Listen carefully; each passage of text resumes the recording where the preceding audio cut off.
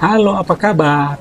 Kali ini alur cerita mengenai sang jagoan berhadapan langsung dengan pihak kerajaan, di mana dari pihak kerajaan ingin menguasai 6 perguruan besar beserta sekte Ming untuk tunduk dan patuh terhadap kekuasaan mereka. Di mana kisah ini juga memperlihatkan kita betapa sang jagoan diperebutkan 3 gadis cantik. Sebelum kita mulai alur ceritanya, intro dulu.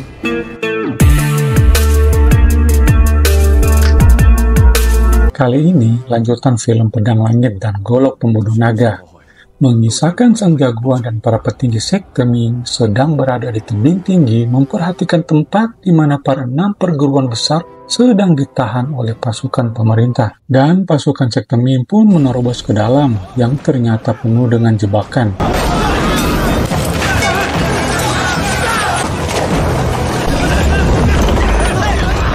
Akhirnya jagoan dan si kelelawar diam-diam masuk ke istana pemerintah. Sementara itu, di dalam istana terlihat sang putri datang bertemu ayahnya dan melaporkan kejadian di daratan Tiongkok, di mana di situ ada juga si Cangkung dan kakaknya si putri.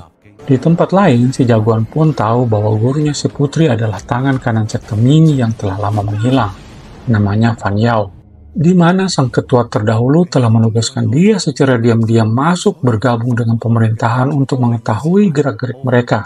Yang ternyata semua ini dilatar belakangi oleh si Cangkung yang pengen sekali para perguruan di dataran Tiongkok hancur, terutama sekte Ming.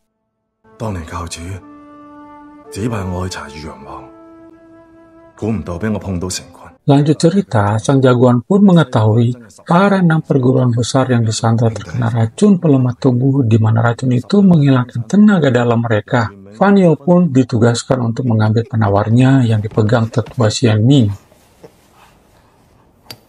Cerita pun beralih di mana ketua Imei telah mengetahui gelagak si Ruo yang menyukai Wuji. Dia pun mendesak si Ruo untuk bersumpah untuk tidak menikah dengan Wuji, di mana dia harus menjadi ketua Imei generasi keempat menggantikan dia.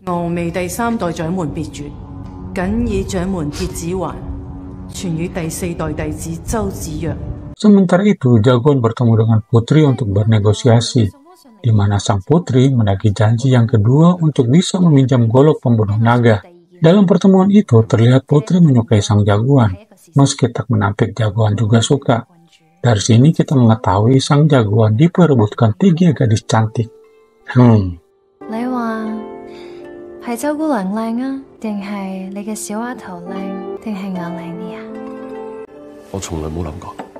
Balik ke cerita, di pagoda di mana para tawanan berada, telah dikepung oleh pasukan kerajaan yang dipimpin oleh kakaknya putri. Dia telah mengetahui bahwa Fan Yao telah berkomplot dengan sekte Ming untuk membebaskan 6 perguruan besar. Seketika itu juga jagoan datang dengan kedua petinggi sekte Ming untuk menolong mereka. Dengan ilmu sang jagoan, mereka pun dapat diselamatkan.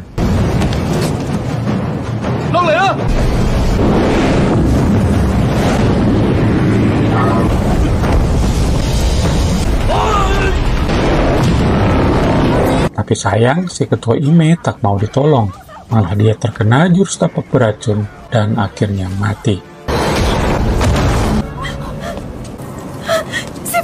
Lanjut cerita, di istana kerajaan sang putri terkena dampak kemarahan ayahnya dikarenakan para 6 perguruan besar telah kabur dari penjara.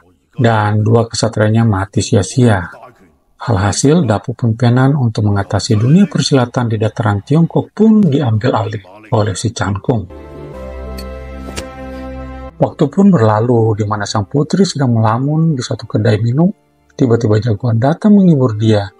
Jagoan pun mengiyakan permintaan putri pada waktu lalu di pertemuannya di kedai kopi ini, bahwa jagoan akan mempertemukan putri dengan ayah angkatnya untuk meminjamkan golok pembunuh naga yang akan disandingkan dengan pedang langit. Dan mereka pun semakin akrab. Ketika sedang berbincang-bincang, mereka mendengar suara dari pasukan Imei, di mana kakak tertua mereka tidak terima dengan si Ruo yang akan menjadi ketua perguruan Imei. Dia pun menantang si Ruo duel dengannya. Si putri dan jagoan pun datang melerai mereka. Pada akhirnya para murid Imei disuruh pergi meninggalkan si Ruo.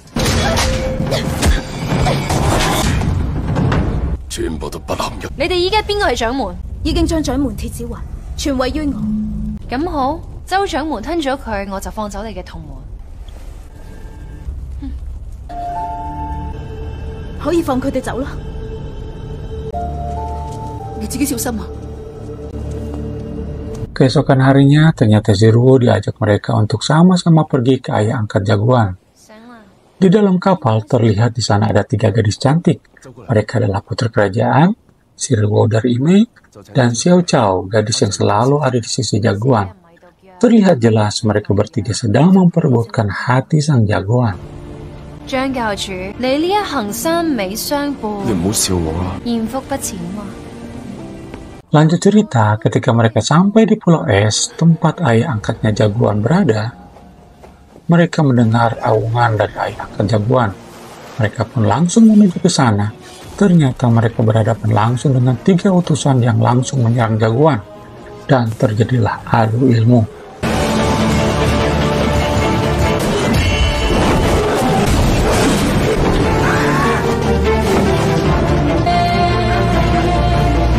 Ternyata pimpinan mereka adalah gadis suci, di mana dia adalah si Raja Naga Hijau, salah satu dari 4 pelindung sekte Ming. Dan si gadis suci itu adalah ibunya Xiao Chao. Xiao Chao pun dengan terpaksa langsung menuruti perintah ibunya.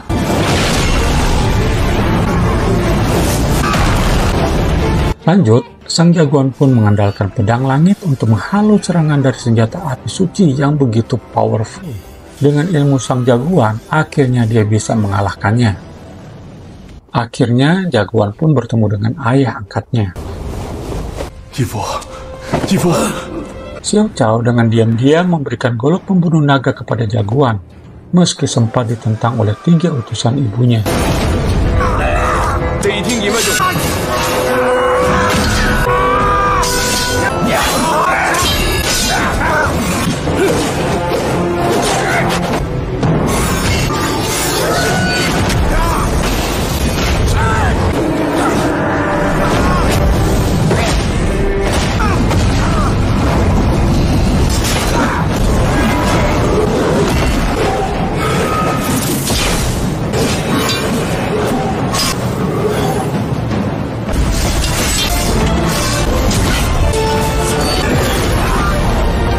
Keesokan harinya, Xiao Chao dengan didampingi jagoan menghadap ibunya.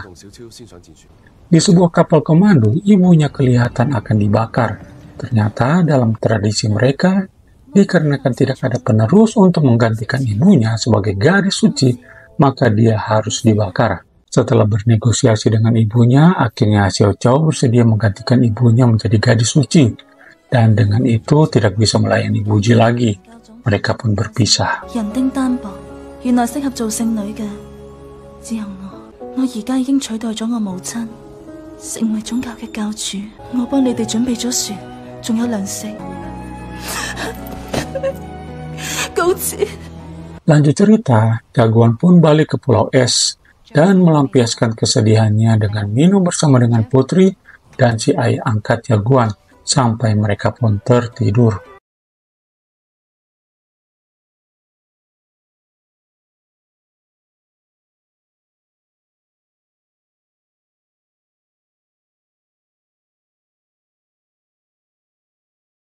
Keesokan harinya, jagoan terbangun dan didapati hanya dia sendiri di gua tersebut. Dia pun keluar dan mendapatkan Zirwo tergeletak di pinggir pantai tak sadarkan diri.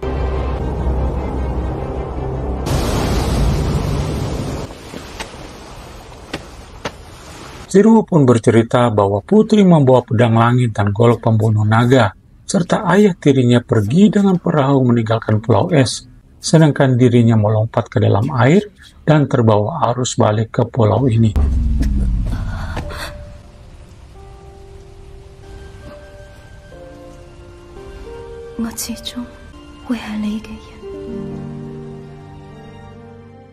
Lanjut cerita, akhirnya jagoan dan Zirwo bisa balik ke daratan Tiongkok dengan bantuan dari Xiao Chao, si gadis suci. Mereka pun berencana menikah. Satu ketika di tempat tersembunyi, si Fan Yu mendapati Zirwo sedang berlatih sendirian yang kelihatannya ilmu beraliran hitam. Ternyata si Fan Yu diperintahkan oleh sang putri untuk memata-matai Zirwo. di mana Zirwo yang mencelakai putri dan menyembunyikan ayah angkat jagoan serta mengambil pedang langit dan golok pembunuh naga. Dikarenakan tidak ada bukti untuk ngomong ke jagoan, maka putri menyelidiki dengan bantuan gurunya yaitu Fanyo. Lanjut cerita, hari pernikahan pun tiba, dan pada saat seru-serunya ketika akan resmi menjadi suami istri, si putri datang menagih janji permintaan yang harus dikabulkan sang jagoan, di mana si putri mengatakan bahwa Wuji tak boleh menikah dengan Zirwo dan harus ikut dengan dia keluar dari tempat ini.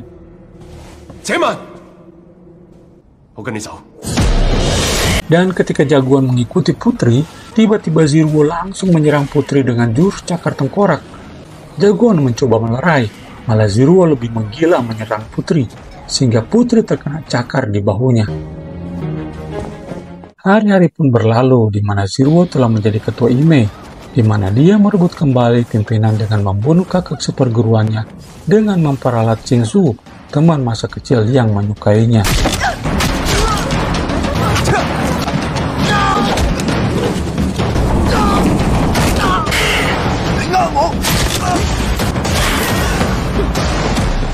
Di dalam perguruan Ime, si Cangkun datang menemui Zirwo dan bersekongkol dengan dia untuk mengundang para 6 perguruan besar datang ke Ime menghukum si ayah angkatnya jagoan Xi Xian dengan julukan Si Singa Emas.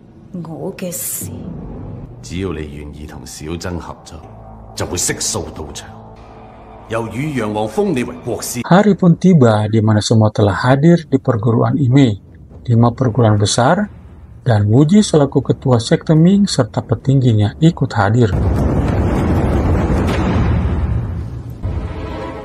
Zirwo pun berharap para perguruan besar menghukum Singa Emas dengan membunuhnya. Zirwo pun menantang siapa yang berani mengalahkannya berhak atas ayah angkatnya Wuji untuk dihukum.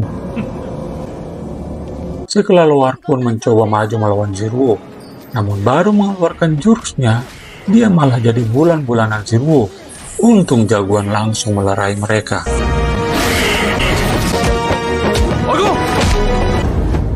Di sisi lain, si Cangkun ternyata memanfaatkan situasi ketegangan dan menyelundup masuk dari belakang untuk mengambil pedang langit dan golok pembunuh naga. Balik ke cerita, akhirnya jagoan dan Zirwo pun beradu ilmu. Tapi ternyata ilmu Zirwo tak bisa menandingi jagoan.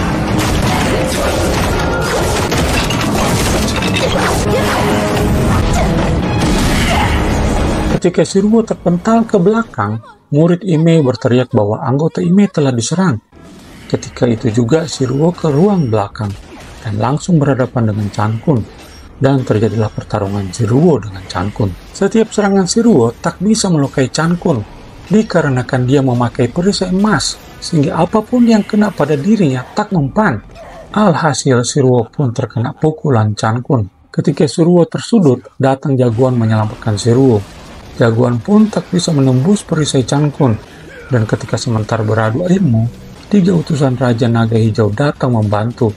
Keadaan pun mulai seimbang, di mana 3 senjata api suci melawan pedang langit dan golok pembunuh naga. Dan dengan adanya 3 senjata api suci, maka lengkaplah ilmu dari sekte Ming yang dikuasai Wuji. Dengan perpaduan ilmu memindah langit serta senjata 3 api suci, maka bisa ditebak pedang langit dan golok pembunuh naga tak bisa menandinginya. Bahkan perisai emas milik Cangkun pun bisa ditembus. Alhasil Cangkun pun terkena senjata api suci. Dia pun kehilangan semua ilmunya.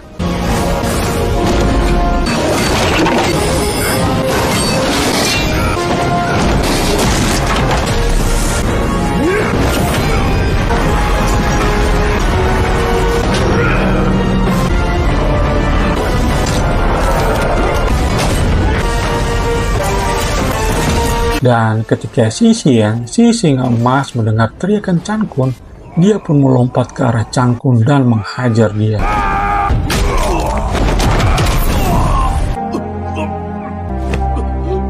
Di akhir cerita, ketua Ime Zirwo sebelum meninggal memberikan giok pemberian Wuji ke putri dan menjodohkan mereka berdua menjadi sepasang kekasih. Itulah alur cerita mengenai lanjutan dari pedang langit dan golok membunuh naga, di mana banyak menampilkan adegan aksi dan drama. Dan nantikan alur cerita film yang lain. Bye!